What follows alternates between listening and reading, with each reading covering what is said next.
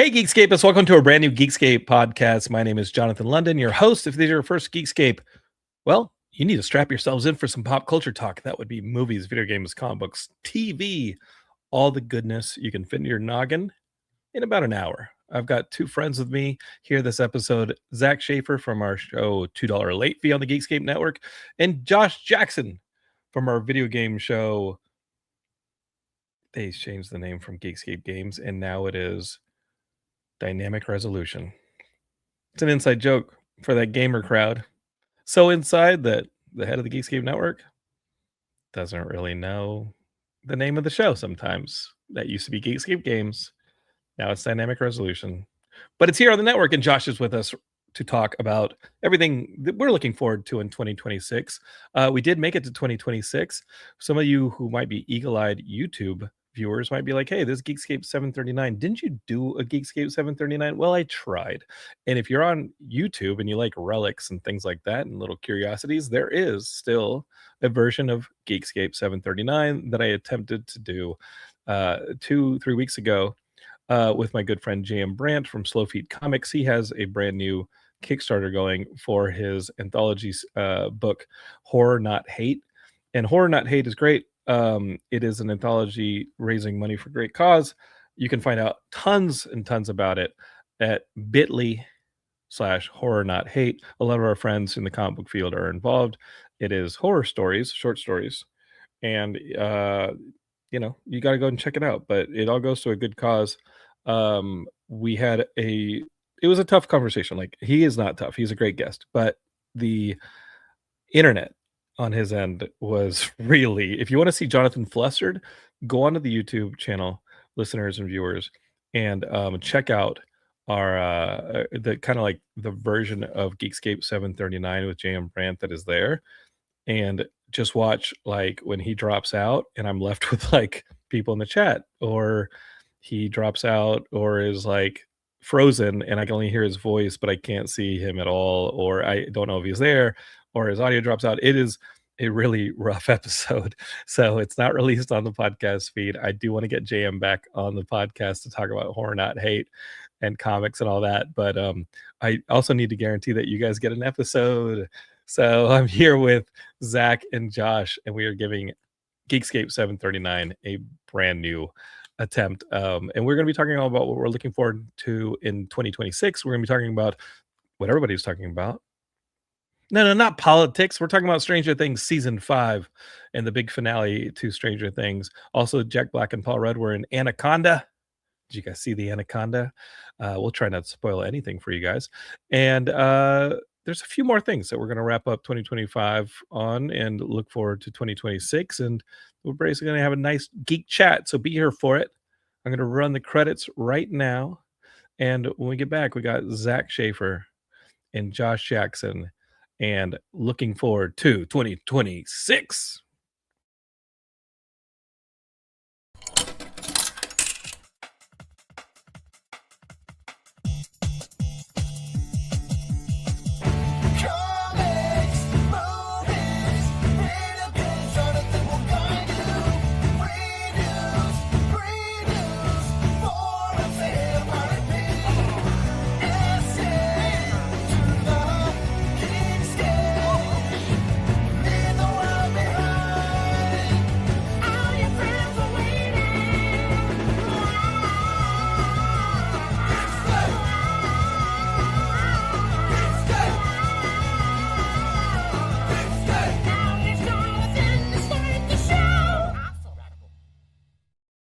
Hey, Geekscapists, welcome to a midday. We're recording this if you're watching live on Facebook, Twitch, YouTube. I think we're on LinkedIn.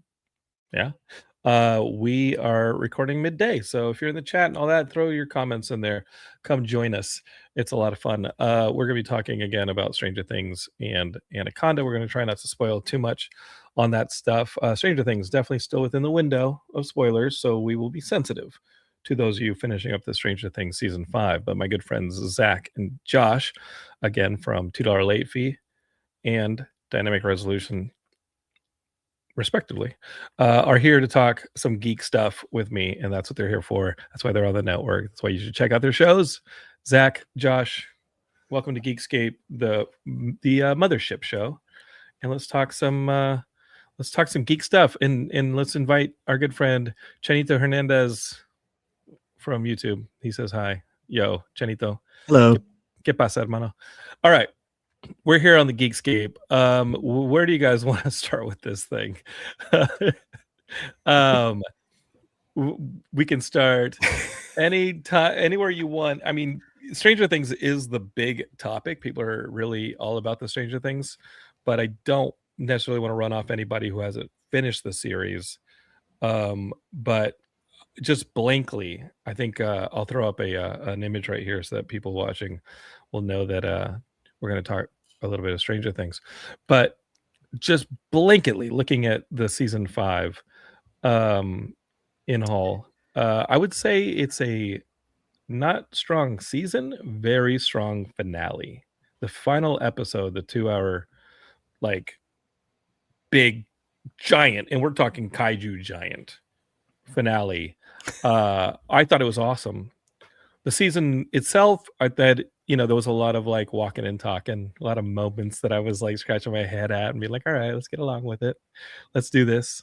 That being said, those last 2 hours, I think, really like gave you that Stranger Things feeling that you had from the first season in that first season. And it allowed you to kind of remember that the Duffer Brothers really had a plan, and this is what it was from the beginning. And I think they stuck the landing, and I did not leave the Stranger Things experience with a bad taste in my mouth. If anything, I was like, yeah, these guys are awesome, and I want to see what they do next. And let's throw them the Nightmare on Elm Street franchise. Ooh. Because they're doing it, and it's awesome. And this stuff feels like a really good Nightmare on Elm Street at times. It feels like a lot of great Spielberg. It feels like a lot of great, all that stuff that we grew up with. And this, again, the finale stuck the landing. And in doing so, I think that season 5 was stronger for it.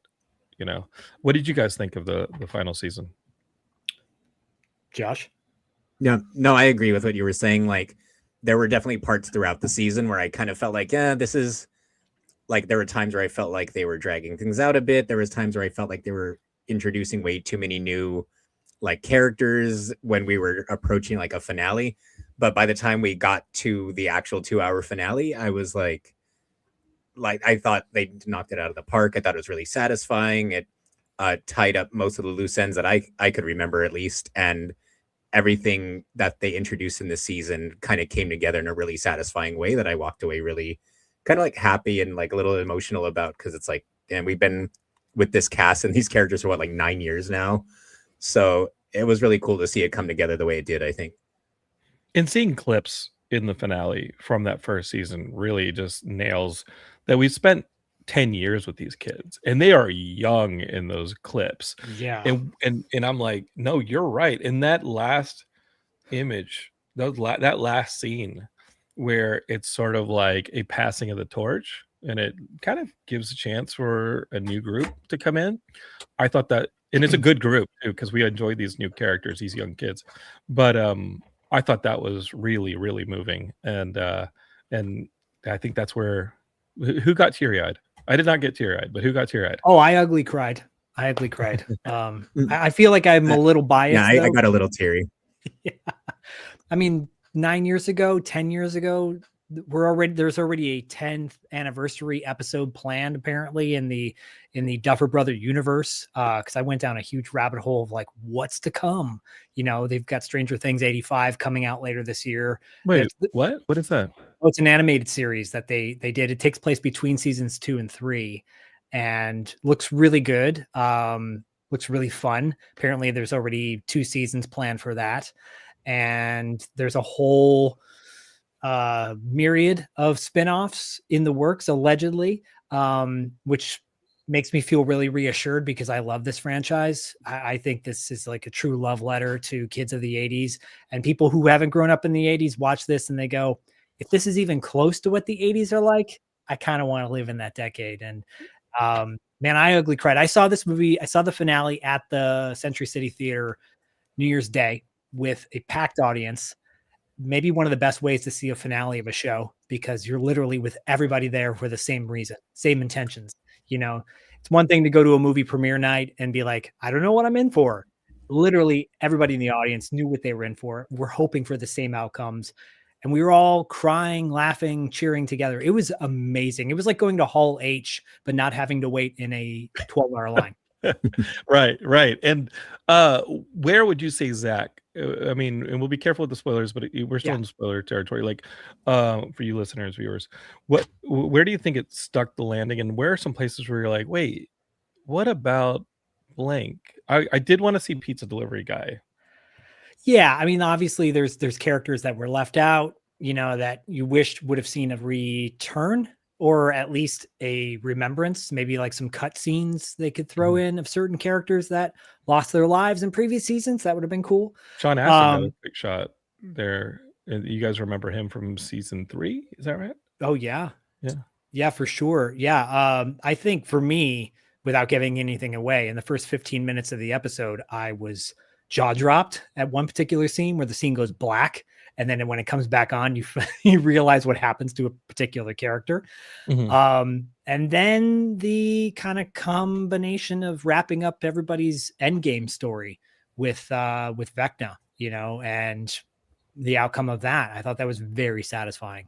Look, my feeling on the ending, I like some fan theories out there. Very cool. I subscribe to a few of those, but I have no problem with the finale. I really don't overall. Some of my favorite parts of the finale, and I don't think this is a spoiler because there's some combat in it. I like the idea that Nancy becomes Rambo and just starts marking people at a crazy rate. Holy shit! She's just Ripley. murdering. She's just murdering people. She's John Rambo. She's John Wick. She's just straight up like getting a body count like crazy. She's machine gunning the hell out of these are U.S. soldiers. I know, literally. Maybe don't follow illegal orders. We've told you that. Don't follow illegal orders because you'll end up, and you'll end up in some weird, Hawkins lab, and you'll get murked by Nancy Wheeler, who's a, little innocent Nancy Wheeler, just straight up turning people into meat. That was a little alarming. I wanted to know more about the jizz room. You mean the ectoplasmic Ghostbuster 2 room? Yeah. What is this? I mean, because in Geekscape, it happens halfway through the season, but the really touching moment between Nancy and Jonathan in the jizz room, sometimes there were conversations and scenes in the season where I was like, not the place. Yeah, not the place. You're in the jizz room, and you guys just saw a bunch of soldiers who didn't survive the jizz room in the jizz hallway, and you guys may want to try and figure out a way to get out of here instead of having this 15-minute heart-to-heart with the you're going to be drowning in the jizz room if you guys don't hurry this and try and figure a way to climb out of here. I don't disagree with you. I think there were certain episodes that were very heavy-handed as far as dialogue was concerned that could have been wrapped up a lot quicker than they were. That particular scene, though, I liked where they were potentially going, but they didn't necessarily. That's maybe where they didn't, hit the landing. But there's some walking at the end where it's like time to go and kick some ass, where people are just walking and telling each other their feelings. And I was like, no, guys, we should be putting at least a light jog into this whole saving the planet and the world and all of existence thing. But at the end, they were running and gunning and jumping into and it was crazy. I had missed in the last 2-3 seasons the scope that they did with the ending in the mall, where there's a freaking giant, the mind flayer. Yeah. And I was like, oh man, that thing, that's the scope I want. I like Vecna and it's cool, but it's a mental problem, that guy is getting in your mind, and that's where the Freddy Krueger stuff comes in. But I miss just the scale of holy shit, this thing's bigger than the mall. Oh yeah. And how are they going to do this? And no spoilers, but the fact that we had both of those endings here, I thought it was awesome. Super cool and fun, and so it earned the Lord of the Ring or the Lord of the Rings ending, multiple ending thing. I thought it Yeah. super earned it. Derek Cranevelt said, "I wish that battle was more than 30 seconds long." Nope, Nancy Wheeler's too busy murdering people. She's gonna put bodies in the ground, Derek. She does look like Ripley from Aliens, though, too. Yeah, You gotta... she was killing it. Yeah. Derek says he enjoyed the new kids, but also wish there wasn't so much time spent with them over 8 episodes. I'm gonna disagree there because I love the kind of chubby kid, and I love Derek. I love Derek, and I love Derek Cranevelt, and I love the new Wheeler. I love the new, not, I mean, they recast, but yeah, I love Holly. Yeah, I thought she was good. She was awesome. She really, I will say, really talented. My son now loves to say "suck my fat one," and he has no context. He has no idea what that means, but he likes to say "suck my fat one." Zach, he's just telling you that. He's just telling you. I'm pretty. How old is he? He's 11. He's lying to you, Zachary. He knows what "suck a fat one" is. Does he go? Is he homeschooled, Zach? He actually wears a bubble to school every day. Yeah. Does he know what 6'7" is? He does know what 6'7" is. He knows what "suck a fat one" is. I have really bad news for you, Zach. He knows what it means. When did you learn what "suck a fat one" was? No, we just saw the plague sorry, I was just gonna say we just saw the plague yesterday, and all those kids were like 11 or 12, and the way they were talking, yeah, he definitely knows what that means. Yeah, the plague is that British movie, or the one with the kid? It's like this. Yeah, Joel Edgerton's in it. Yeah. It's like it's like a water polo team, or like this water polo camp. Yeah, and all the kids are like 11 or 12-year-old boys for the most part. And yeah, that movie, like they're just constantly swearing the whole time. So I'm like, yeah, like I definitely know what a "suck a fat one" means at 11 or 12. Wow, I want to see this movie. Is it? I didn't know what it was about. I thought it was about bullying, or then I thought it was about a plague actually, or a kid that had special powers. Like I didn't know what it was about from the trailer. I just knew that I liked everybody involved. What is it actually about?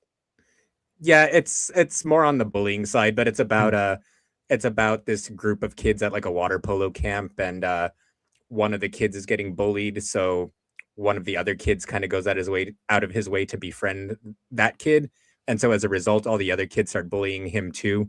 But the way that it's shot and the way the story is told is more of like a psychological thriller as opposed to like a coming of age story that like it sounds like on the surface. So it was pretty interesting. I liked it a lot. Well, Geekscapists, I'm going to actually really tell you that I'm going to put some spoilers on this next bit that I'm going to tell you guys for Stranger Things Season 5. If you haven't watched Stranger Things Season 5, give me like 5 minutes of the episode to talk about something, because this is something that I have insomnia. So this is something I picked up on last night. And I was like, wait, hold up. You guys know about this whole conformity gate thing? Yes. Okay. No. If you, well, you just finished the season 20 minutes ago, but I think we got to talk some conformity gate because, this is wild. How would you describe conformity gate?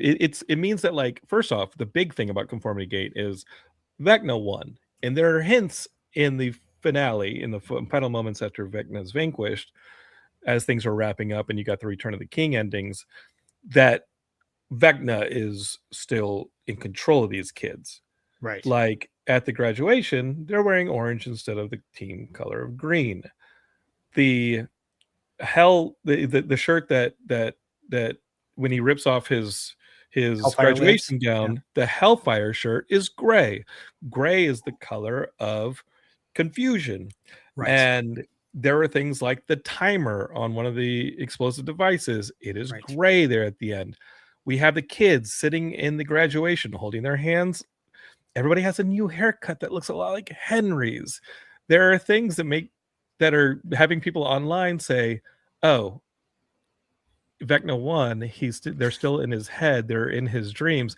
And there's a new season where they did something with the numbering, and they're like, oh, January 7th, the actual final episode is going to air. And that's where I'm like, oh, hold up, wait, what? All this marketing was for like a bunch of 8 episodes. They were very well marketed, and even though they were long, we all sat through them. You're telling me there's going to be one more episode on the 7th, where I guess Vecna Henry won, and all these clues were there in the ending for you. Oh, and like when they put their character binders on the wall, Yeah. it like spells out stuff. And like it just like and in like the What's It game was over their shoulders in Right. some of the shots there at the end. Like Derek has it over his shoulder when they're sitting at the graduation. There's somebody with glasses on behind their shoulders. The duffer, somebody's wearing a duffer shirt and they're filming. I think is not about this, but the whole conformity gate thing was something I did a little deep dive on last night, and I was like, "Yo, this is wild." Affiliate's not a fan of it, as you can hear Apparently. in the background. Sorry about that. She's just like ended already. Yeah. Well, she's like, just end the season. Let's for get on Christmas, to the animation. Bodhi got the Stranger Things flashlight for Christmas, and the cool thing about the flashlight, it's a Rockin' Robin Squawk flashlight that you get at Target or something, and there's a blue light function on it. And when you put the blue light on the box, it highlights Vecna. It highlights secret messages, and one of the messages says Vecna lives on the box. Yeah, and characters that Vecna never interacted with, right? Like Robin's girlfriend, is not in the ending, right? So the characters Vecna never knew about, they're not in that ending. It's all, this is what the conformity gate thing is. Geekscapists, and if you agree, throw it in the comments. Send an email, jonathan@geekscape.net. Find us on socials and be like, "Yo, I think Conformity Gate is legit." I obviously will know if there's a new episode or not by the end of the week. I think it's the making of episode that's dropping, but I would love an extra. Wouldn't you? How do you guys feel about that? Would you like one more episode? If it gave us that level of a secret mind F and was like, "Yo, we kept this a secret. We're dropping this." It would be huge. How could they pull it off negatively after such a satisfying finale? Go for it. Go for it. You've earned our trust. I didn't know about the animated show. I'm now willing to watch the animated show. And I usually don't watch animated spin-off versions. And that's just one I'll throw. The Duffer Brothers have earned my goodwill, and their next show sounds awesome about the Albuquerque retirement home. Oh, yeah. Yeah. It's like Cocoon level, like action. It's a Cocoon cast. Gina Davis and Bill Pullman, and it's like, I think it might be aliens, but it's a retirement home community dealing with that stuff. So I'm in. Yeah, and for me, I feel like the ending was so satisfying that if they did release another episode, it would have to be something really, really good, because I wouldn't want them to kind of like retroactively like hurt the ending that I thought was really, really well done. Yeah. Agreed. So what else we got? We got this suck my fat one. You suck my fat one. All right. It wasn't all scares and Care Bears like they do in the Stranger Things with the. Can I point out one more thing? Yeah, I just have to say one more thing. In the 80s, I did not know one person that framed their movie posters on the wall. I did not, and I saw a lot of movie posters framed on the walls in the show. And I'm like, no one did that in the 80s. It was either tape or push pins. The art department was like, "I'm not going to let you destroy my poster. I'll let you borrow it for the shoot, but you can't." And last thing, apparently the Dark Crystal poster that is featured in season 1, the Dark Crystal poster has a castle in the background that literally looks like that's Vecna's hideout lair. That's what I called it every time I saw it on screen. Really? It looks like the Skeksis lair from Dark Crystal. So cool! What a great deep cut. Oh no, it's blatant. It is blatant, my friend. Blatant? I mean, I'm a huge fan of Dark Crystal. Anybody who reads Hero of the Prophecy knows I'm a huge fan of Dark Crystal, because we're going to go very Dark Crystal towards the end of that. Issue 2, if you ordered issue 2 and you've read it and you ordered a digital copy, it's in your inbox. If you read it, you're like, oh, there's a scene that is basically like the bad guy being magically horrible to somebody in the same way that they were to the Podlings in Dark Crystal. Like there's definitely Dark Crystal influences. And so when I saw Vecna's lair, Ophelia does not like Dark Crystal. It's too dark. But when I saw Vecna's lair, I was like, yeah, that's got to be Dark Crystal. To line things up, we went to see Anaconda, the Jack Black and Paul Rudd remake. Well, what do you call this, guys? It's not a remake of Anaconda, but Fever Dream. First off, What is it? Fever Dream? Did you guys enjoy it? I Yeah. loved it. Yeah. Yeah, I was like, I was kind of rolling my eyes for a while, and then there was that one scene on the boat with Paul Rudd and the snake, and after that, I think the movie just took off and kind of never stopped, Yes, and I loved it from agreed. that point on. Yeah. The one thing I would say about this movie is it's definitely the movie. I mean, the second I saw that they were doing this and that it was meta, I immediately just sent the trailer to Paul because Yeah. my brother and I in 1997 went to see this movie together, and it was one of the best experiences of the year. The John Voight stuff where he's like, to catch an anaconda, you need bait, and he shoots a monkey out of the tree, and it's just like, Yeah. and then like at the end with Ice Cube, where he's like, come on, bitch, like we quote that originally Anaconda like crazy. So to think that there was a meta version of the movie from two of our favorite comic actors, that's kind of like my brother and I in our love for Anaconda going to remake Anaconda and ending up in a version of Anaconda, and that they made this movie. Like, how did they get this out of my head? Right. Because my brother and I loved this. We still quote the movie every day or every time we talk. We always say, to catch an anaconda, you need bait. But we've been quoting this movie for almost 30 years. And now this movie comes out about two best friends, and they're doing this. I had to see it with them. We went to see it together. We were howling. Heidi took us with her free tickets. Oh, She nice. has free tickets. And Just we free tickets. loved this freaking movie. We were howling the entire time. And it's got fun surprises, Yeah. you know. Ione Sky is in it. People don't. Ione Sky. People forgot about her. Say anything, dude. I kept telling Heidi, I was like, "Hey, that's Ione Sky from Say Anything, right there as Jack Black's wife." I loved it. And you know, some of the stuff is predictable because it's supposed to be formulaic. It's making fun of the formulaic nature of that first Anaconda. So I was all in, and there's still enough in there to have you howling. I mean, this is the original Anaconda meets Tropic Thunder. yes. Yeah, that's a good way to describe it for sure. And it's a fun ride. And I think that no offense to Jack Black, his management team, his career team, love it very much, but I miss the Jack Black that was doing like Nacho Libre and stuff a little bit more R-rated. I know that Ophelia does too, but the Minecraft and the Jumanji stuff, like, you know, I'll watch that stuff when Ophelia gets older. Probably not going to go see it in a movie theater. Anaconda is the Jack Black I want to see in the movie theater, right? And Paul Rudd can obviously do no wrong. So loved the new Anaconda. Final thoughts on the... I mean, I was in the theater with Bodhi and Kristen, my wife, and do you see movies with anybody else? No, I see him with your brother occasionally. Yeah. We saw Deathstalker in the theater, which was amazing. Speaking of remakes, that was great. It was a great remake. Thanks for the invite, pal. You're welcome. I did invite you, and you're like, "There's no way I'm going to come to the Santa Monica on a Tuesday." But at the ending of the film, when they play Sir Mix-a-Lot's "Baby Got Back," a woman stood up in the audience and started twerking. A like 50-year-old woman, blonde woman. And I looked at her whole family came in with her, and I leaned next to the young girl next to me who was filming it. And I go, "Is that your mom?" She goes, "No, it's my aunt." And I'm like, "Oh, I'm sorry." She's like, "It's okay." Whoa. But that level of enjoyment, I thought, you know what?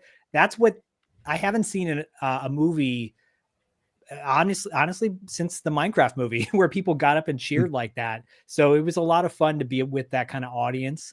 And if you're going to re-envision a bad movie or a movie, do one that's bad. This is perfect. Do more of this. Anaconda's not bad. It's so enjoyable, but you know what I mean? Like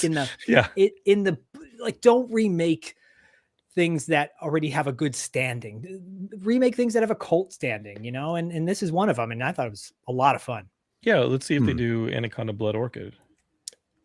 The sequel to the original Anaconda. Derek's in the chat, and he says, "If I've never seen Anaconda, is it still worth it / funny?" I think it's easy enough to see Anaconda, Derek, and just push yourself through Anaconda and then see this. Yes. Like I think honestly, not. I mean, yes, you're going to enjoy this regardless if you just watch it, because these guys are hilarious and it's really great. And Steve Zahn's awesome. He's so good. Everybody in this is great. The Brazilian actor was awesome, but the but female actress, the female actress, and the guy who plays the boat or plays the Anaconda wrangler. Yeah. But yeah, no, that guy was hilarious. It's easy enough to go see it and to watch the original Anaconda and then jump out at this. Derek, please do. And Derek, if you're not working, even if I would say though, even if you don't, sorry, I was just gonna say, even if you don't have time to watch the first Anaconda, I think it stands alone in and of itself enough to where you don't necessarily need to. But there's a couple gags that won't mean as much if you didn't see the original first. Yeah. Josh, Derek is in a Geekscape chat room on a work day. He has time. But yeah, I mean, both movies are.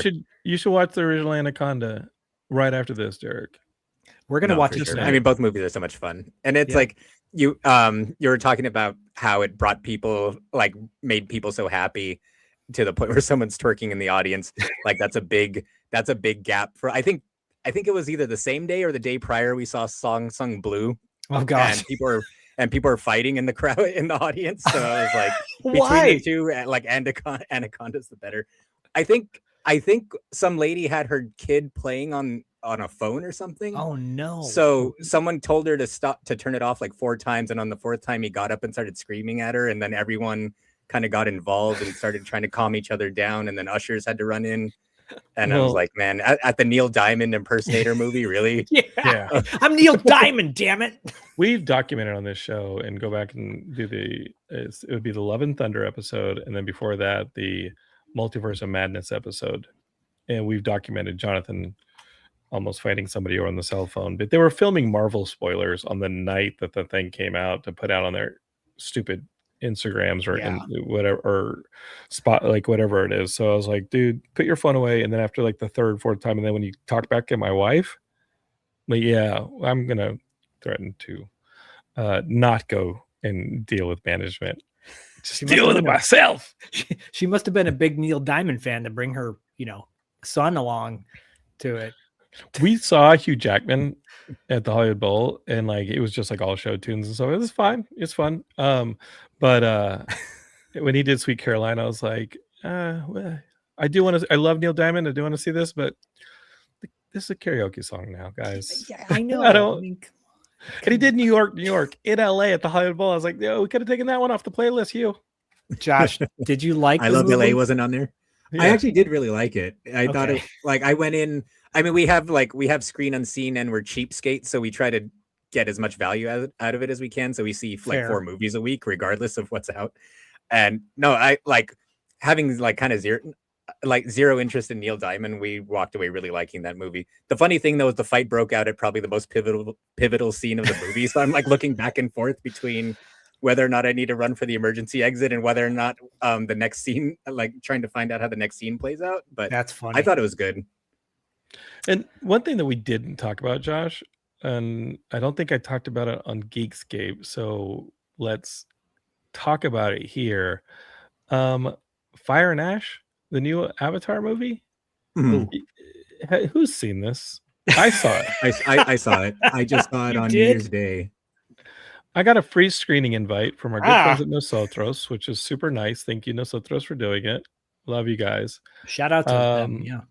I got a nice VIP seat, and I sat down for the 7-hour Avatar Fire and Ash. God. And it was tight, bro. You saw it, right, Josh? I saw it, yeah. No, it's the first movie again, or it's the second movie again. It has a lot of the same beats as this first movie, or the second movie. Sorry, they filmed them back to back, didn't they? 2 and 3. I think they wrote them at the same time too, and they just moved a couple of things around because it has a lot of the same, like, giant set pieces as the second one. The second one has like a lot of new type of Avatar tribe, and then we got to learn about these people. They're aggressive. They have a new way of life. It's still very much the water people. That's where they hang their hats now. That's where Jake Scully and family hang their hats. But the problematic bad guys are still trying to do the same stuff, and there are about 15 times in this movie where someone grabs a kid or another character from behind and puts a gun in their head and goes, "Come on out," or "Put your weapons down," or "I got the boy." You're not gonna want to do that. You know, like, Oh my like God. I'm not kidding. It was a lot of that. Oh, So, and yeah, I mean, I okay. So just a quick history. Like the first Avatar, like I'm one of those obnoxious people where I was like, I fucking hated. Sorry, I hated the first Avatar. I'm like, it just felt like such a kind of like a nothing story with nothing new to say, but it was carried by the tech, which is essentially how they marketed it, to be fair. But I And mean, I'm enjoying these movies like, for the tech. Like yeah, Fire and Ash. Like if it's 2 hours, I would have been like, this movie's a banger, and it could have been 2 hours. We just cut out all but one instance of "Come on out." I yeah. got I the mean, boy. that was the worst part for me because it's like I watched Way of Water like the day before we saw Avatar Fire What and are you Ash doing? because well, I You and mean, Derek just doing this stuff on a weekday, just hanging out. well, I mean, I had no interest to see Way of Water because I didn't like the first one. Sure. But yeah. now that we have A-list and I'm like, it's a $29 IMAX ticket that I'm essentially getting that pays for the month alone, right? So I'm like, all right, I'll see Fire and Ash, but I want to know what's happening. And surprisingly, A Way of Water was the only one I didn't see in like a premium 3D IMAX screening, and I love that movie. I really, really liked the second The one. second one's my favorite. Yes. Really? Mhm. Yeah, the second one's Yeah. my favorite. But I think I agree wholeheartedly with everything that Josh is saying. The first one underwhelmed me on the story. Tech was cool, but you got to have a good story. The second one, I thought moved a lot more. I thought there was some interesting stuff. It's still too long. This third one has a lot of redundant beats and character stuff with the second movie. The most interesting parts of this film are Sigourney Weaver's character and this kid Spider, because um, Sigourney Weaver's character's avatar is a younger Na'vi, and the spider character can't really breathe on this planet, but he's now part of this family, and he starts to develop different stuff, and they start to have like a romantic relationship, even though Sigourney Weaver's actual human character is much older. You know, when she died in the second movie, she was placed into a young Na'vi, and now it's like, I think that stuff's interesting. Yeah. The repeat action beats that we know Cameron does so well, and those giant set pieces, we know he does well, and the tech is still badass in this. It's still a beautiful movie to watch.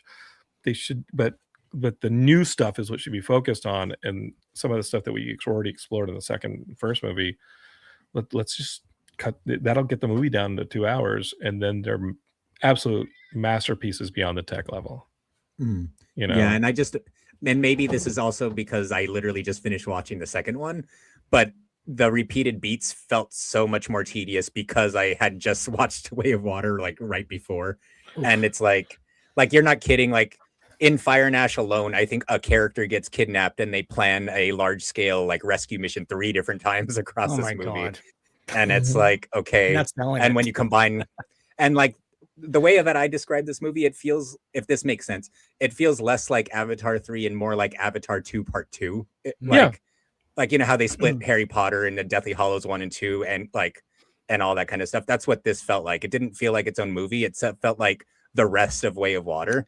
And once you combine the two movies and you're getting into like 7 hours of it basically kind of doing the same thing, it's like, and like, come to find out too, I researched the movie a little bit afterwards, and yeah, like you guys were saying in the beginning, apparently 2 and 3 were like shot close together, and they shot the beginning of the fourth one at the same time because they didn't want the kids to age up too much.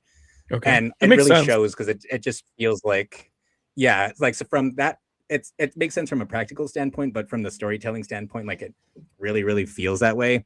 And like the last thing that bothered me about it is that as much as the fire Na'vi, I feel like are kind of put front and center as like the big draw of this movie, I feel like they took a back seat pretty early to the same villains that have been the villains in 1 and 2, like the military characters. Mm-hmm. And that was like really disappointing to me because it's like after the first hour or so, it seemed like the focus was back on, I'm sorry, I don't remember any of the characters' names in these movies. Right. But the main like general guy, like he's been the main villain for 3 movies now. And then when they had these cool characters and they set up this cool dynamic, only for everything to kind of reset to the status quo of 1 and 2, like an hour in, I was just kind of like, okay. Like The it just stuff makes it feel so much more repetitive. and the parts that I enjoyed were where Spider's in danger and Spider is his biological son or his clone or something, and then you're like, and he's actually invested in doing the right thing, but then of course he goes back to being a heel, and so there are parts where I'm like, okay, cool, you're giving them some depth, and let's keep this going, but it falls back to the norm, and I think how many more are there? Like two? I They're think making so. 2 or five of 3 these, more. and the fourth one's gonna start. The fourth one's gonna start with "Come on out." I got the boy. Although James Cameron said something like if 4 doesn't make enough, he's going to do a press conference announcing that they're canceling the movies, and he's just going to read the rest of the story during this press conference. I'm in. God. I'm in. Sure. I'm in. I'm in. Zach's a voice actor. He can do some of that. I'd be happy to do that. I did show Bodhi Avatar for the first time this past year, and he was not impressed at all. He was bored out of his mind. And this is a kid who likes to sit through longer movies. We actually revisited the Hunger Game franchise because we saw the trailer for the new Hunger Games coming out in November. And so he's like, oh, those look kind of cool. And I said, well, let's watch. If you want, we'll start watching the whole franchise. So during winter break, we watched all 4 Hunger Game movies. Wow. Back to back to back to back to back. And he loved them. So. Well, guys. That's Avatar. movies. That's movies. I got to talk to you guys a little bit about games, and I get a little self-conscious because Josh is our game expert. He and Derek Cranevelt over on Dynamic Resolutions here on the Geekscape network. But I got to tell you, the games I've been playing. First off, that Phoenix Olympus Rising game that they made cheap on the Switch too. I bought that because somebody was like, "It's Breath of the Wild, but better," and I was like, "You're lying." First off, better? Yeah, you're lying. It's a little Timo-y Breath of the Wild, not a slight, but in playing it and I'm enjoying it, it does make me go, "Yeah, I need to finish Tears of the Kingdom finally. I need to stop having villagers yell at me to defeat the Demon King and just get the job done." Because I've been, I had a kid, but I have not finished Tears of the Kingdom. I'm at the point where they want me to go face the ending, and I refuse to. Also, Donkey Kong Bonanza. You were saying that Avatar 3 felt like Avatar 2.5. I'm gonna go back to my original stuff. I love Donkey Kong Bonanza. It was listed as one of the top 25 Nintendo games of all time. I'm going to tell you right now, it feels still like Mario Odyssey, one of my favorite games of all time. It feels like Mario Odyssey DLC. You still go to a new planet and a new world, and you get outfits that'll help you only on that world. And it has a lot of the same goals and collection quests that Mario Galaxy did. And I like destroying stuff. It's fun, but the music's trash. I'm not Donkey Kong Bonanza. Yeah, the music on it's trash because Bodhi plays it all the time, and I'm like, this music sucks. You know what? Listen, I'm sorry, it's not a freaking guitar synth. All right, 80s guy. I'm sorry, it's not freaking. Okay, I'm sorry. It's bad. All right, dude. pal. But listen, okay, next time we'll just throw in a Moog synthesizer, you'll be happy. All right. The only thing I need to hear in the game is every time they go, "Oh, banana." That killed me for the longest time. Totally. Gabby Gibson was saying "Ooh, banana." Zach would be all over it. I would be. So I was like, I need something new, and I found a roguelike on my cell phone. Because it had a tie-in with Ninja Turtles. I've only been playing it for 2 days. I can't guarantee I'm going to continue playing it. But you're a gamer, Josh. Do you know about one of the hottest games around? It's called Capybara Go. No. You know never, about the never seen Capybara this Go? before in my life. Oh man, not at all. Oh man, you Wow. got to know about the Capybara Go because the other game that I was playing was. I was playing Clash Royale because I like Brawl Stars and all that stuff, but I was like, no, I need something else. And they had a Ninja Turtles tie-in, so I was a sucker for it. It had 1 day left on the tie-in when I downloaded it, so I didn't get to partake in it. But Capybara Go is a roguelike on your phone where you're a capybara and you can level up different stuff as you progress your days and you get defeated. Obviously, it's a roguelike. You get reset with some new stuff that you can spend to increase your your weapons, and you can get a mount, you can get little pet friends that'll battle for you, and it's just a cute roguelike side scroller. Derek's downloading it right now. And you're playing as a capybara in a fantasy world with fantasy characters, and you're fighting things like sea monsters and centaurs and Medusa creatures and all these things. And that's the hot gaming that I'm doing now is Capybara Go. So I'm going to hand it over to Josh for a little bit more expertise. No, like, I don't know. We talked about this before, like, on our own. He says you had me at Capybara. You had me at Capybara. So you kind of had me at Capybara too. I was like, we're all going to be playing Capybara Go at San Diego Comic-Con this year. Oh yeah, that's the game. Yeah. But no, I still need to finish Donkey Kong, but I'm like, yeah, like to me, we talked about this a little bit like on our own, but I was like, yeah, to me, it's like, it feels different enough from or Odyssey to me because of how you can kind of play the game how you want. So to the point where I even hesitate even calling it a platformer, because you can make so much progress in that game without ever taking on the platform challenges. So it's like, if you want to dig, you can do that. If you want to do the platforming stuff, you could do that. If you want to like help side characters and get rewarded with more bananas to progress, you could do it that way. And like, that's a thing that I've found refreshing about Nintendo's games in general lately.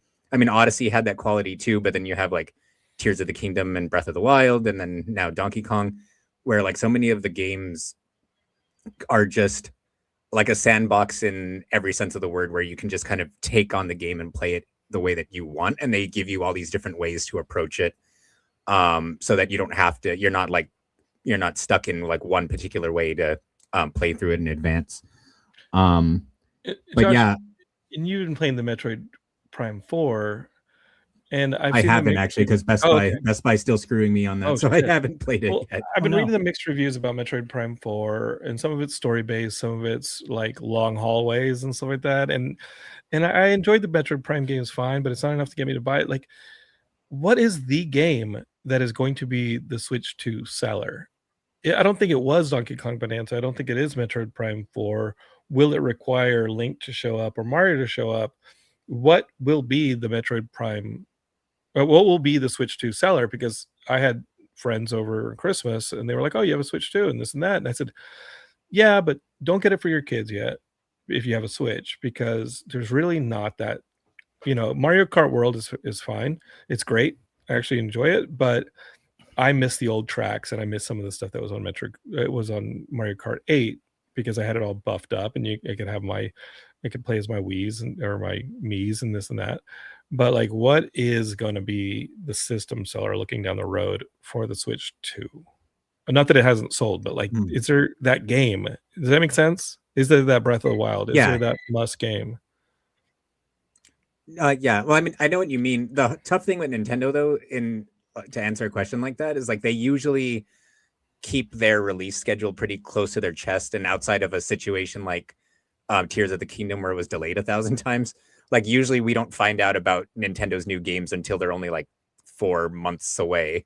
Right. So as of right now, there's like nothing on the horizon that we're aware of. Like they've mostly been releasing like Switch 2 updates to old Switch 1 games, which have had mixed results. I keep hearing that the Kirby Forgotten Lands Switch 2 version is like phenomenal and better than the main game. And then the other side of that is like the Mario Party Switch 2 update. People are saying it's a waste of money. And they have a new president. Nintendo has this new female president. I'm super excited to see what she has. But it's like, and this is the game I'm looking forward to in 2026. Not that it's coming out in 2026, it's promised, but is this like a system that like GTA 6 could release on? Because Nintendo hasn't had a GTA game since Chinatown Wars on the DS, which I loved, of course. But like, could we see something like that move people from Sony and Xbox to a Nintendo system? Well, I think people have already moved on from Xbox altogether. So like, I don't even remember the name of the system, but some console that I never heard of that was like basically a built-in Kinect outsold the Xbox for the holiday season. I don't know if either of you read that. No. But it's like a small motion controlled camera console that's all digital, and you have to download games for it.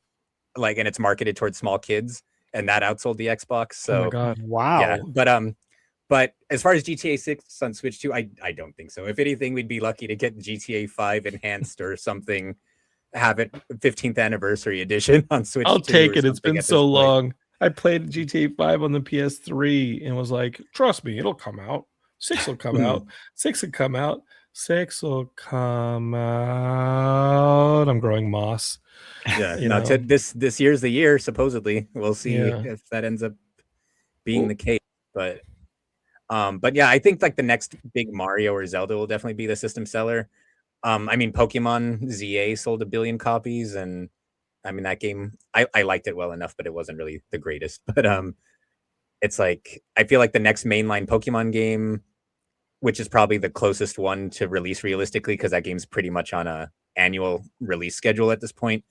And then Zelda and Mario for sure. But I feel like since the Mario team made Donkey Kong, Yeah. we're a ways off from Mario. And then since Tears of the Kingdom is only, well, it's like 3 years old now, so I would say at least 2 years minimum for the next Zelda. So we might be a ways off.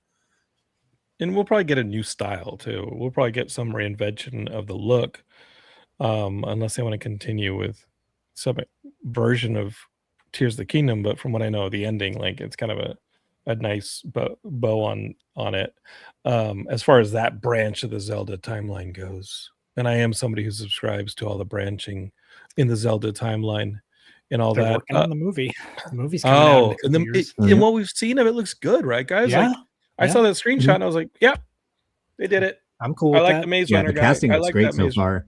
I like the Maze Runner kid, and I think the same thing is. And let's talk about what we're looking forward to in 2026. I think that I got to tell you, the Mortal Kombat movie and the Street Fighter movie fully embracing the look of their video game roots, whether or not that's for comedy or cheesiness or anything, I think is endearing.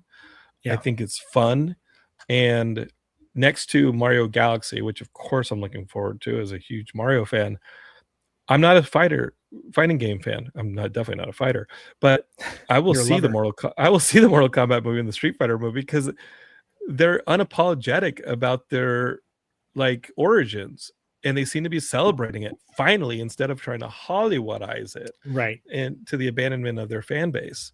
What did you guys think is the stuff that you're looking forward to in 2026? We can start with film. You mentioned, or I mentioned from the onset, the Stranger Things reboots, or the not reboots, but the cartoon coming out. It's very promising. The Street Fighter, look, if it's a smidge close to the Street Fighter scene in Jackie Chan's City Hunter, I'm all for it, because that was one of the best action sequences, spoofy action sequences of all time, in my opinion. Kung Fu movies. I'm not a huge Mortal Kombat fan. I never have been. I always think it's a little bit like overrated, but I'm totally open to this one, even though, you know, the lead actor is older than me and I'm pretty old as it is. And I'm like, that's interesting casting choice for a quote unquote young guy. I love Carl Urban though. You know, if you guys have never seen Dread, that movie's Dread is underrated. Perfect. It's perfect. It's Dread a perfect film. A perfect Dread's great. Dread movie. Yeah. So Carl Urban can do no wrong. And guys, it's Alex Garland wrote that script, and he had 2 other scripts he had ideas for the next 2 movies to make it a trilogy, and we were going to see the Death Judges and stuff, and like they were going to straight up do Judge Dredd proper for 3 movies, and it never happened. Yeah, it's such a bummer. And I blame you, Geekscapists, because we told you enthusiastically. I want to know if you saw it in theaters or not. If not, I blame you.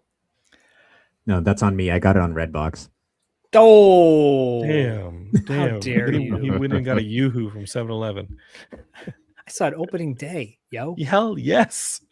I was so excited for it. Lined up to see that movie. I don't line up for movies anymore. Yeah, actually, I do. So I was wearing my Amanda Sante cosplay from the Sylvester Stallone version. Not Jurgen Prochnow. Deep cut. Anyways, yeah, no, I love look. I feel like this year is all about surprises, pleasant surprises, and I'm totally open to. I think that's a good attitude to have, optimistically. So let's see what happens. Let's see if these movies are any good. I was not expecting much from that Mario movie when it came out, and it blew me away when it did. And so that the sequel coming out, I've got high expectations. I'm trying to lower them because typically know how animated sequels go. Except for Cars 2. No, I'm kidding. That was trash. But we'll see. Like, and I'm also excited to go to LA Comic-Con again, San Diego Comic-Con, and that is on the horizon, hopefully, to doing some fun panels, because I think the year ended with a bang, 2025, as far as pop culture is concerned, and I want to keep that momentum going into 2026. Yeah, we have Pasadena Comic Con coming up in 2 weeks. As I said at the top of the show, I got a new full-time gig that is a lot of producing, writing, directing, and I don't know what latitude I'll have to do Geekscapes. I'm going to do them. Hi, 2 p.m. in the afternoon, Geekscape, or whatever it is. But I'm going to do the Geekscapes. I just don't know convention-wise like what I'm going to be able to do. Obviously, San Diego's a thing. I finished all the Super Action Man stuff is all getting drawn. That comic, I told the artist, like, we have to have it at San Diego Comic Con. I'd ideally want it printed and ready to send to people July 4th, because it's 250th anniversary of our country. Love it or hate it. Yeah. But I want a Super Action Man book that makes fun of it, at least, to be out. Here the Prophecy 3 is written, getting in the, that's going to be in the drawing stages soon. Like, we have a lot of stuff Geekscape wise that we're excited about. I just, we'll figure out how much time I have to do it on a consistent basis, but the conventions, we'll be there, baby. Yeah, boy. Boy. As far as movies go, and I'm going to look like the biggest homeboy for this and just like company dweeb, but I'm looking at the comic stuff.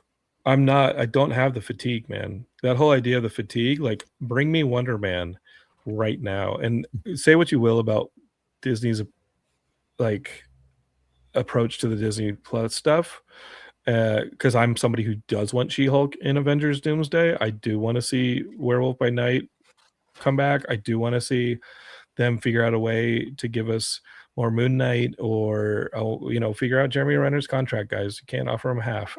Like, I want to see the continuation of these characters that were advanced on Disney Plus. I want to see Matt Murdock and the street level crew show up in some ways that they did in something like Spider-Man No Way Home. You had a Matt Murdock scene. Can we see that in something like Spider-Man Brand New Day, or because I loved those pop when you see that scene. Yeah. And now it's all family, guys. Like, let's have these characters, especially the ones that you guys put on Disney Plus. Like, I want to see Agatha and, in Loki, of course. Like, what do they think of this idea that Doom is going to collapse all the realities into one for Secret War, or whatever he's going to do in Doomsday, which obviously looks reality hopping, because we're going to have the Fantastic Four and the X-Men involved. So what do these Disney Plus characters think of this stuff? And I want to see them involved. I want to see, obviously, I'm not a hater on the She-Hulk. I'm not a hater on any stuff. And looking at Wonder Man, I'm like, let's go. Let's have Wonder Man in there somewhere, because he is a badass. That being said, Spider-Man Brand New Day, Avengers Doomsday, I've always been in. Those can't miss. And Supergirl. I reread Supergirl, the book, A Woman of Tomorrow. I think it's got some real creative stuff in there. I can see how they're going to reformat it a bit for the film. I see arguably how they're going to use Lobo to sort of, where they're going to fit him maybe, but I've been wrong, and I'm excited to be wrong, because I'm excited to be surprised, and I'm wrong a lot. So I love it. Life. And so I'm going to go ahead and say no superhero fatigue over here, or I wouldn't be running Geekscape. And bring on the soups, man. Bring on the stuff from DC and Marvel and put them on the big screen. And I'm excited about all that stuff. Derek's looking forward to Primate. Only oh my theaters, God, baby. I was going to have that. Yeah, I was going to have that on my list of things I'm looking forward to, except it was the mystery movie last night. So we saw it, and it was, I loved it. It was like, oh, good. Is it a horror movie about a chimpanzee, Josh? Yeah, it is. Yeah. So it's basically about a family who like has like a chimpanzee in their family, and then it starts killing everybody in the house. That's the basis. And it's like it's That's not a horror movie. That's something that happens because people are fucking stupid. I thought it was a remake of Link with Elizabeth Shue. If y'all have never seen that, I would send the monkey into space with Matthew Broderick. I would do. Yeah. It's a great ape, by the way. That's not an a idea. monkey. That's a sequel idea. Just Yeah. start sending killer chimpanzees into space with the astronauts and see what The happens. thing is, they go through a time warp, or they fight. They get hit by gamma radiation, and they come back, and now they're irradiated and superior, or they're several centuries advanced, or they've run afoul of some alien technology that advances them, and they become our rulers. Josh, let's not send anything into space that is Yeah, sentient this whole at all. that's the Oh, twist. Elon This whole Musk movie is is safe just to a go. prequel. Yeah, no, this whole movie is just a prequel to Planet of the Apes. That's the Yeah. you makes sense. liked the it though. twist. You liked it as a horror Oh, no. movie. This primate movie. It was an extremely cliche by the numbers horror movie, but the best version of a cliche like horror movie you could get. It felt so like, not to wrap back around like that Stranger Things stuff, but it felt so 80s in like the effects and the way that it's shot and the way that they build suspense. Like I was already looking forward to it, and it actually beat my expectations. I really liked this movie. Oh. So there's the sense of camp with it. Is that safe to say without being insulting to the creators? No, for sure. I mean, you could tell they were going for it, but not in a way that's like winking at the camera. I hate that. So you can't wink at the camera. It's insincere. Don't talk down to the genre, baby. Just make that movie. Mm-hmm. But yeah, no, but that was on my list until it luckily ended up being the mystery movie yesterday. But I wanted to echo some of the things you were saying, John, about the superhero movies. Like Superman blew me away last year, and I'm really looking forward to Supergirl. No notes on Fantastic Four. I have no notes on Fantastic Four. Loved that movie. I liked it. Yeah. Yeah. Mm-hmm. No, I really like that one too. Thunderbolts. People forget Thunderbolts, and I had tons of notes, obviously, on the Sam Wilson Captain America movie, but none of that was because Sam Wilson was Captain America. A lot of it was because the rewrites, the movement, it felt like studio stuff. But there was a good movie in there somewhere, and it just sometimes the bread doesn't rise, and I will always enjoy seeing those characters on screen, even if it's a movie where the bread doesn't rise. I'm like, dude, what am I complaining about? I just like, Sam Wilson Captain America fight a Red Hulk. This is cool. I don't care. This is cool. Like, hey, look, there's a zombie version of the leader. Okay, right. And there's no clearer sign of a rewrite than McDonald's having a whole set of Captain America toys where half the characters got cut from the movie. Oh yeah, that's right. It happens. Yeah, it happens. But did either of you see the new Doomsday teaser? I think that came out this morning. The X-Men one. Yeah, the X-Men one. Yeah, that of course. That had me wanting to run through a wall. I was like, okay, here we go. Like, I'm fully on board. But like to your point about the Disney Plus characters too, I was gonna say I'm just dying for whatever they're gonna call them, Young Avengers, Champions, whatever, to show up at some point too, because that's been built up for so long and has not been mentioned since the end of the Marvels. So I'm like, let's get some movement on something. The seeds have been planted on the Disney Plus. I think it's a smart investment. I love most of those Disney Plus series a lot, and I like the characters. I think the casting on most of them have been awesome. I want to see them on the big screen. And remember when we had those two back-to-back Avengers movies with Infinity War and Endgame, there were characters like Hawkeye who weren't a part of Infinity War but showed up in Endgame. I think that something like a Secret War is a great place to bring a handful of characters that we don't see in Doomsday to be like, hey, Doomsday, I'm guessing ends on a downer, the same way Infinity War does. I don't think Doom loses at the end of Doomsday. I'm pretty sure it turns into a Battle World situation like in the Jonathan Hickman 2015 Secret War series, which is awesome. And it's a great way that's a great building block for a Secret War version on screen. And so I see that. I see that maybe we're going to get at least versions of these characters, even if they're reiterated in a Battle World Secret War style. I see them all kind of, at least some of them showing up. And maybe the street level ones that are gaining popularity in the new Daredevil series. And maybe, we'll see what the Punisher movie is, how we get like a Punisher special of the week kind of whatever. You remember Werewolf by Night had like its own special intro. It's like the Marvel movie of the special or something like that. You remember that, guys? Yeah, that's cool. Punisher's getting that same one-off movie on Disney Plus treatment as well. So I'm excited for that. We'll see when we have somebody like Mephisto return. That was a super awesome surprise to a very satisfying and surprisingly cool I only say surprisingly because it went away from the tech towards magic, but Ironheart I thought was one where I was like, I thought the character felt shoehorned in Wakanda Forever.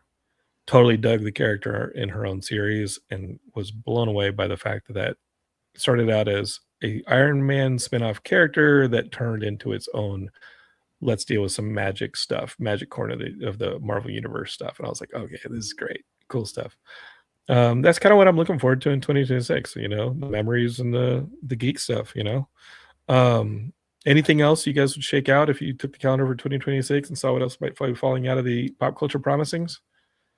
New Star Wars movie I'm open to, the Mandalorian one. I mean, I'll go see it in the theater when it comes out. Hell Look, yes. I got a young kid, so he likes to go to the movies. I like to go to the movies. You don't need an excuse, man. Like, I enjoy the Mandalorian stuff. Let's go. Yeah. I'm down to see it on the big screen. And Stranger Things finale proved to me that you can show something that's made for the TV, make it enjoyable on the big screen as well. So it's a really cinematic finale. And that finale was really cinematic. That show's always been really cinematic. Yeah. I told my son, I'm like, there's nothing that's going to compare to this ever again, Bodhi. Like the fact that you got to see this in the theater. And by the way, that movie made $25 million in 2 days, and it all went to the theaters because the tickets were free. You got food vouchers, AMC, I guess it's some deal with Netflix couldn't pay. It's a royalties thing. So they had to make it free, but you paid $10 per or $20 in food vouchers. So we got $60 worth of food for the movie screening.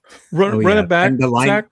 How did this work? It was so you didn't pay. You had to sign up online for Stranger Things theatrical tickets, but they're free. You bought them like you would normally buy tickets. It was $20 a ticket, but when you get the ticket, it's actually a voucher for food. It's at the theater, and the screening itself is technically free. Oh, because some of the contracts did not include theatrical. Right. And oh wow, I'm not the lawyer, don't know how some of that stuff shakes out, but I do love that 25 million got put towards the infrastructure of our theatrical model here in the States. I'm down with that. Yeah, dude, that is really cool, man. And I hope that model as streaming persists and as we have some kind of consolidation possibly of our studio system with whatever's happening with Warner Brothers. I hope that kind of thing exists and continues, because that is super cool. And I think theaters have to be creative, and I think obviously studios have to be creative about how they take these unique pieces of films, TV, whatever offerings they have. Concert films have become really popular, and sing-alongs.